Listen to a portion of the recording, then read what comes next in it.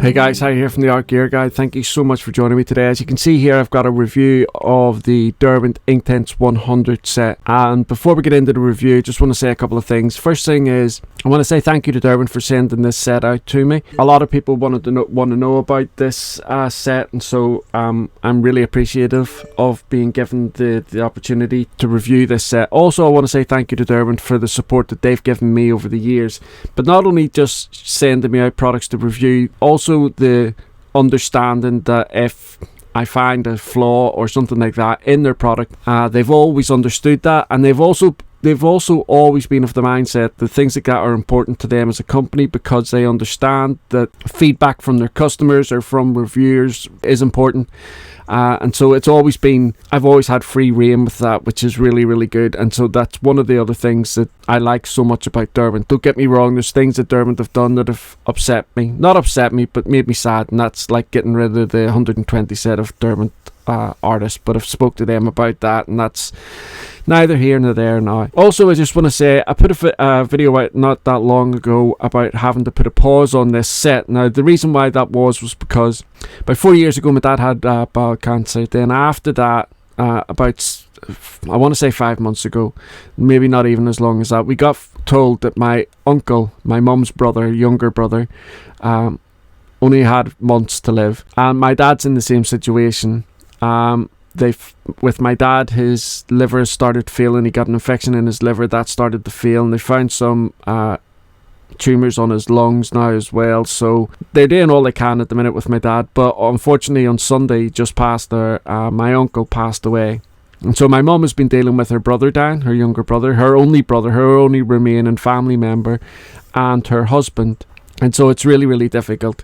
And also as well, because I'm here in England, you know, I'm going across to the funeral on Monday, for the funeral being on Tuesday, and then coming back Wednesday, and then I'm going to have to go back over and help my mum, because my mum's not in the best of health. She's got severe asthma, and she has other problems as well, so, and she can't cope alone. So it's going backwards and forwards, and all the stress of everything and what have you. But that's why the channel and doing this work really, really helps me. It really helps me. If I didn't have all of this stuff, I would sit in the house, I would just think about everything that's going on and just crumble. But because of this and because of you guys as well, I have an escape, and an escape that I love. So I just wanted to put those things out there before we get into the actual review. So let's get into this now. So as you know, Derwent recently increased the Derwent Inktense range up to 100. Now that's not all they increased. You know, they've come out with, they always had blocks, like the small blocks. They've come out with XXL blocks and things like that. Their whole wide range from the Inktense family, and rightly so in my opinion, because the Inktense pencil is completely unique to Derwent, as is the Derwent Graphitint. I know other companies have tried to replicate that type of product, but in my opinion, from all the ones that I've tested, the Derwent Graphitint is by far the more superior. And as far as I'm aware, the Derwent Graphitint was the first of its kind to come out like that.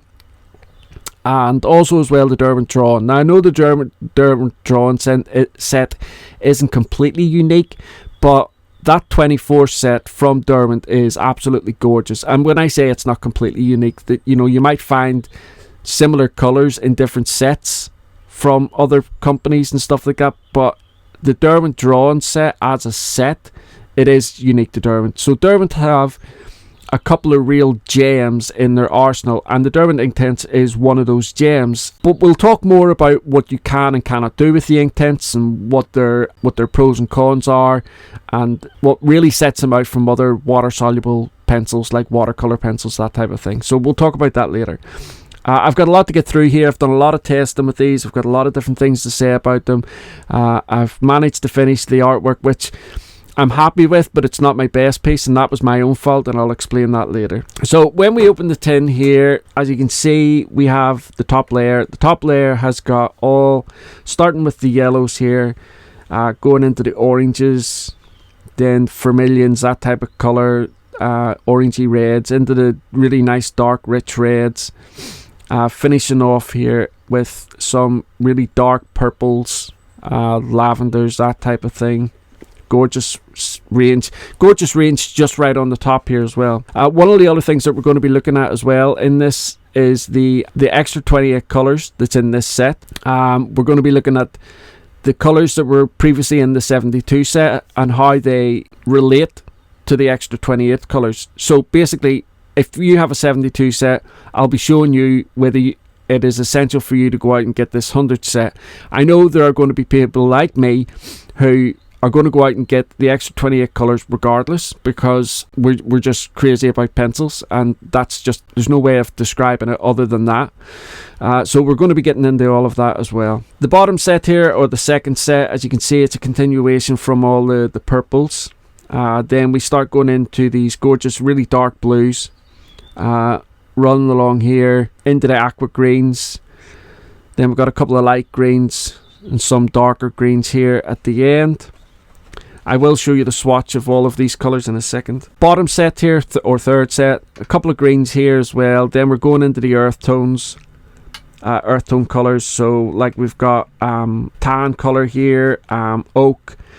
Then we go into our burnt umbers, natural brown, dark chocolate. And then we've got a selection of greys, warm greys. And then we have the ink black and the antique white, and then on the very end here we have the outliner. Now somebody asked me, I can't remember who it was, I've actually tried to look through my comments and I cannot find for the life of me the person that asked me, was the outliner a water soluble pencil? I meant to get back to them, but like I say, I couldn't find where I had been asked this. I couldn't find whether it was on Facebook or wherever. But for that person, if you're watching the video, no, the outliner is not water soluble, but I'll show you that in the test. So the characteristics of the Derwent Inktense pencil are 3.8mm core, housed within an 8mm barrel. So as always with almost all Derwent pencils, nice chunky core, good amount of pigment and stuff like that, core ingredient, held within a really good quality wood barrel, and it's a nice chunky pencil. You can feel the quality in your hand as soon as you lift the pencil out of this set. Along the edge of the pencil here we have some print, which is in like a gold leaf style print. The barrel itself is lacquered like this really dark blue.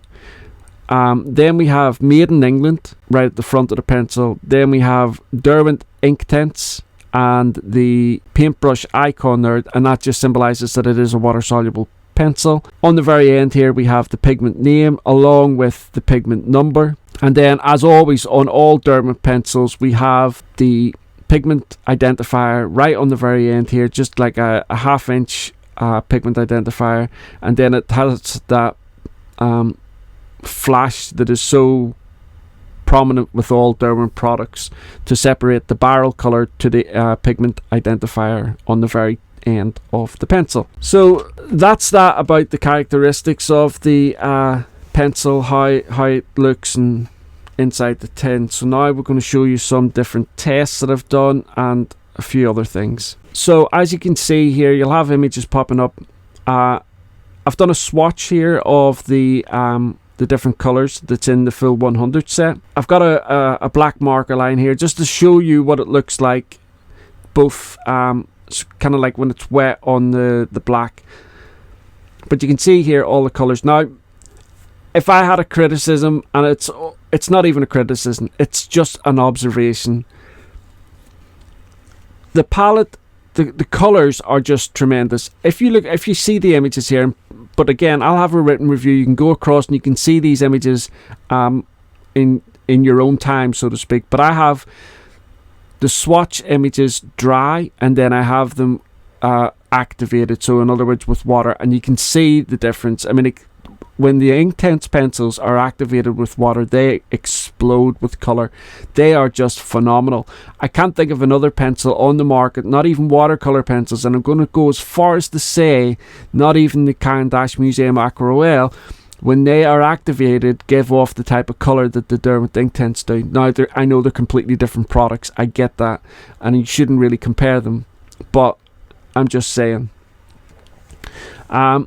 But if you see here, all the yellows and oranges on one side, and then on the other side we've got some purples coming down into the blues, and then on the next page here that we're showing the remaining 50. Again, we're continuing on here. A couple of blues, some aqua blues, aqua greens, selection of greens coming down here into some lighter greens, pale greens, and then just here we're coming into the earth tones, and then right down at the bottom we got our greys. Obviously, right down at the bottom here, it's left blank because of the white. And then the very, very, very end one here is the outliner. And as you can see there, I've done that and then tried to activate it, or not tried to. I knew it was not water soluble, but activate it with water, and you can see it doesn't move. So it's kind of like for your sketching. But like I say, my main observation with this, the totality of the set here is, I would have liked to have seen one or two paler pinks and perhaps one or two paler blues, because I think all the other colours are catered for. There's really rich dark reds and really gorgeous dark blues and purples. Really nice dark greens as well, and I know you can put a bit of white in there and mute it down a little bit, but I think given how with some of the yellows there's one or two that are very, very similar, I think they maybe could have took one of those out and maybe put in a paler pink, and same with the blues. The blues are just gorgeous. The colours that they have in there are absolutely gorgeous. But I would have liked to have seen maybe a paler blue. But all in all, you can see yourself there, the colours. You can see them dry and then you can see them wet, and they're just explosive, gorgeous colours. By the way, the paper that I did this on was a Hahnemühle 300. So really hot press watercolour. Really nice quality paper. And you can see there what the swatch looked like on that paper. So I wanted to do a few tests. Now, when I was doing the artwork for this, I wanted the artwork to have a black background, and I knew that I was going to use the black Inktense pencil, but I wanted to have like a dark red or a dark purple underneath that, just to give it a bit more depth. And so I didn't know whether the best way to work would be put the dark red down, activate it with water, allow it to dry, and then put the black over the top of it, because one of the most significant differences about the Derwent Inktense as opposed to watercolor is, once you activate the Derwent Inktense and you let it dry, that's it. It's not going to move. With watercolor, even with it dried, you can still come, and with a little bit of scrubbing and stuff like that, you can lift it up a little bit. The Derwent Inktense you can't, because essentially you're working with marker. It's not marker, but it's essentially ink in a pencil that once it's activated turns into this ink. And so, like I say, I didn't know whether it would be best to put the dark red down, activate it, let it dry, and then put the black down, or put the dark red and the black down dry, so just mix them in drying, and then activate it. And I chose the latter because it didn't really give me, when I was doing a little bit of testing, once I dried the red and then I put the black on top of it, it didn't give me the sense of depth that I was getting when I put both colours down dry and then activated them. So I hope you understand what I mean there. I'll show you a little bit better on the artwork. As you can see here, what I've done is, so it just says here, this test shows which result is better. Applying a layer, let it dry, then apply additional layers in the same fashion. The second test is to apply multiple layers dry and then activate. So this is what I was talking about. So as you can see here, I applied one layer, just activate it with water, one layer wet, then let it dry, and then apply the second layer.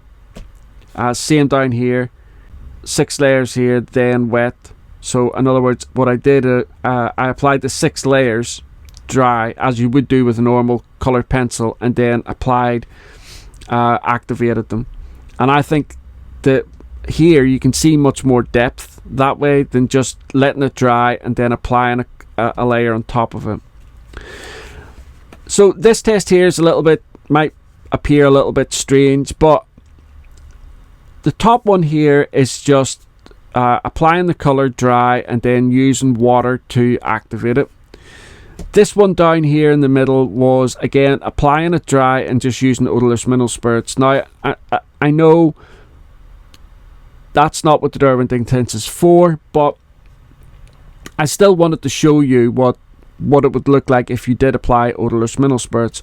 And somebody also said to me about trying it with colorless blender marker, which I did. And again, you can see here with the blender, it didn't do too bad actually. It gave quite nice results, quite smooth results actually, but it didn't pull the color out as far as what you could get with water. But if you were that way inclined, if you think maybe you get more control with a colorless blender marker, then go right ahead and use that if you think you can get it, because you still do get a nice result with it. This one here is just applying the water and allowing the pencil to run along the top of it. So I'll show you that now, because this just shows you the results of it. So if we get some water here and just put like a nice wet application across,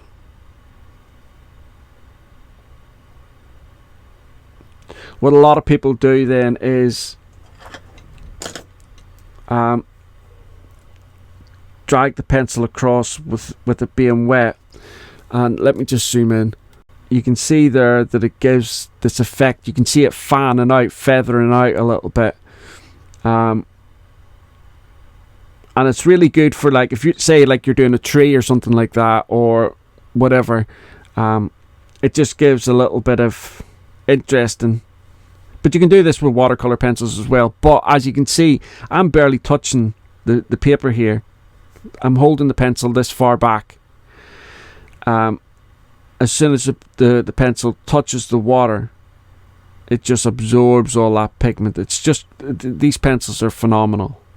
And then this test down at the bottom, again, what I did was compared blending them with water and like the colorless blender marker. So you can see here on the left hand side as you're looking, this is the colors mixed, just blended together dry and then activated with water just in the center of them. And here I've done the same thing using the colorless blender marker. Just let me actually, but just in case there's anybody kind of like new to art, let me show you what I mean by the colorless blender. Okay, so this is a colorless blender. It doesn't matter what the brand of it is, but you can see here there's no color on it. So if I apply this to the paper, if I apply you can see there that nothing comes out, just looks a little bit wet. But if I go over here,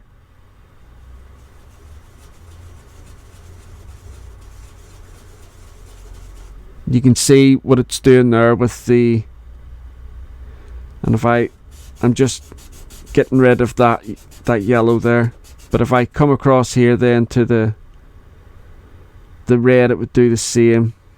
But you gotta, if you're going to do that with your with your colorless blender, you've got to make sure that you get the pigment off it just by doing what I've done there, which is just rubbing it onto a blank piece of paper. So all of these tests were done on some Buckingford paper. So I wanted to test the pencils on as many different papers that I could use. And herein lies my issue with the artwork as well. But I'll explain that once I show you the artwork. But this was done in Bockeford. So the swatch was done on Hannah Muley paper 300. And this is cold pressed Bockeford from St Cuthbert's Mill. Really lovely paper. So I've done all those tests on that. So this is the artwork that I've done. And you can see here it has the black background. I do have another test that I'm going to show you, but I want to show you this first. But as you can see here, got this really dark, rich black background, and I did that by using a really dark purple that was in the set, and then the ink black. Like I say, applied the dark purple just dry, and then I applied the dark or the black dry, and then activated with water. And if you watch the speed drawing, you will see that when you apply it dry, it looks like nothing. You know, you can still see loads of white on the paper because I used a really good high quality paper for this, but I used the Canson Heritage paper cold pressed, so there's a little bit of texture to the paper, and you'll see that in the speed drawing. But as soon as it gets activated, it's amazing, absolutely amazing. But with the fish, you can see as well lots of different colors and what have you, how vibrant and how bright the colors are on the fish. And I was happy with the artwork, but more than halfway through I thought to myself, I should have done this on hot press paper. A lot less texture would have given me a lot more control and what have you, and I was stupid for doing it on cold press. This particular genre, anything else would have been different on cold press, but I should have done this on hot press.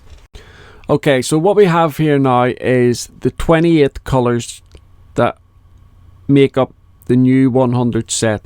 So the images that you're going to be seeing on your screen now are of just the new 28. You can see them there all down the left hand side of the black line. I've brought a little bit of it over onto the black line just to give you an indication as to how translucent or opaque it is, but you know, it's water soluble, so it's never going to be too translucent or opaque. But as you can see here, so the new colors are lemon, gold, golden sun, mango, orange sorbet, wild flame, paprika, Persian red, pink flamingo, sugar plum, amethyst, nightshade, gorgeous colour, that nightshade, violet blue, lapis blue, denim, dark cerulean, Malibu, mineral blue, sea breeze, mint leaf, olive, which is gorgeous, jungle green, lime green, burnt umber, natural brown, asphalt, storm dust, and then dark mink.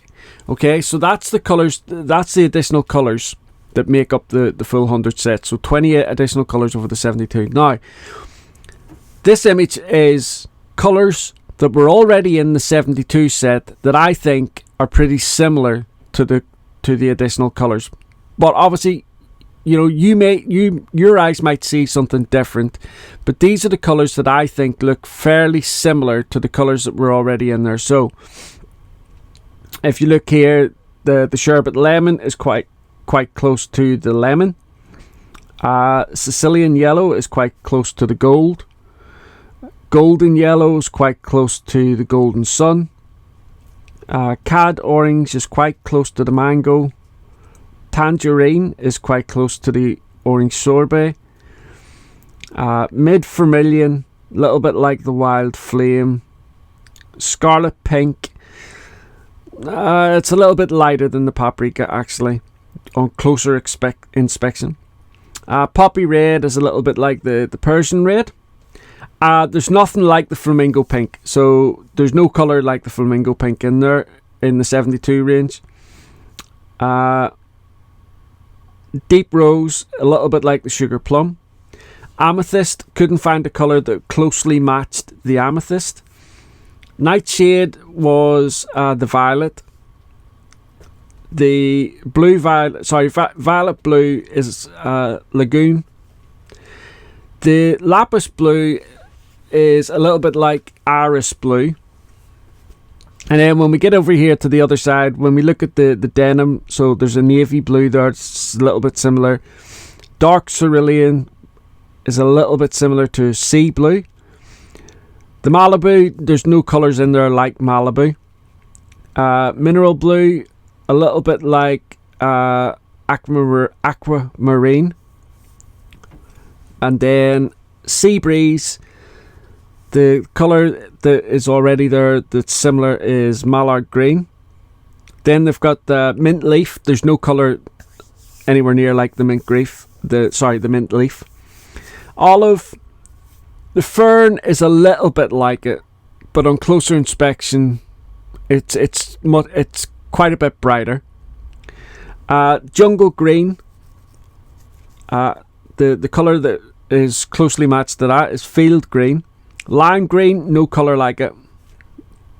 The Burnt Umber, the Oak is a little bit like it, but again, on closer inspection, it's different tone, actually, completely. Natural Brown, the Dark Chocolate, is a little bit like it, a little bit darker. And then with the Asphalt and the Storm Dust, there's no colours like it. Same with the Dark Mink. So those grey colours, not really anything in there that's already like that. So out of the 28 colours, there's 1, 2, 3, 4, 5, 6, 7, 8 that are completely different. That are, you're just not going to get them. Now the other colours that are in there, they are different. I'm not saying that they're identical because they're not. They are different colours. But I'm just letting you see that, if you've got a 72 set, right, and you are pining for the 100 set, take a look at this first of all. Maybe getting those 1, 2, 3, 4, 5, 6, 7, 8. First of all, get them open stock. Might give you a little bit more of a better understanding. And then if you're a little bit more flush or whatever, then get the additional colours. It would be 20 colours then, wouldn't it? 1, 2, 3, 4, 5, 6. Yeah, so 20 colours. But I just wanted to show that. Again, this is all in the aid of providing you with the most information and the best information that I can garner from my reviews, the tests that I do, and all the different things that I do when I conduct my reviews. I want to give you the very, very best information that I can. So if you already hold the 72 set of the Derwent Inktense pencils, 8 of the brand new colours you are just not going to have access to in that 72 set, but 20 of the colours are similar but not the same as the colours that you already have. Okay guys, so that's really about it. I can't think of anything else that I haven't covered there. The Derwent Inktense, right, for all intents and purposes, it's a little bit like having a marker in a pencil format once they're activated with water. That's why the colours and pigments and stuff like that are so bright and vibrant, because of the nature of the ingredients that make up the Derwent Inktense core pencil. Now, another good thing about the Derwent Inktense is you can use those pencils on like fabric and stuff like that, or bags. I can remember when Derwent first came out with the Inktense, they were showing them on those Hessian bags that people have, those bags for life for shopping. People were doing drawings on those and what have you, and the artwork was gorgeous, and because of its strong, bright, vivid colours, it just looked gorgeous. The artwork looked gorgeous on the side of those. Now, Derwent have the other good thing about the Derwent Inktense is Derwent have provided artists with a 72 set of blocks. So essentially what they look like is, I'll have an image popping up, but as you can see here, essentially what they look like is pastel blocks that you would get in pastel sets. But if you buy like the 72 set, those little pastel blocks are essentially pans.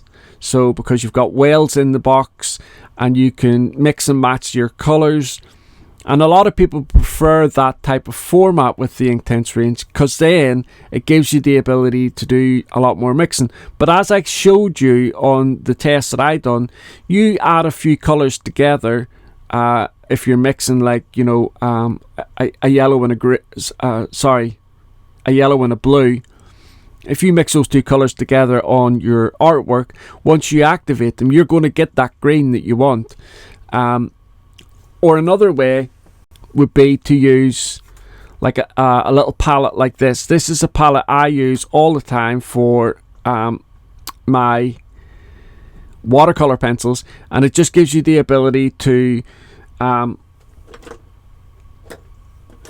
let me show you, just in case you've never seen it before. It's got like a rough texture, right? So if I wanted a nice purple, I would just apply some colored pencil down and then come in with the blue,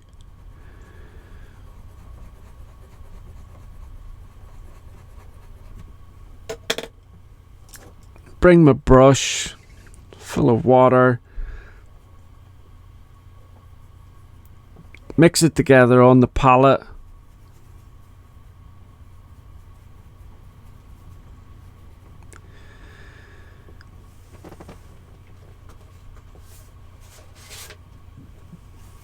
let me show you, and then there you see that you get a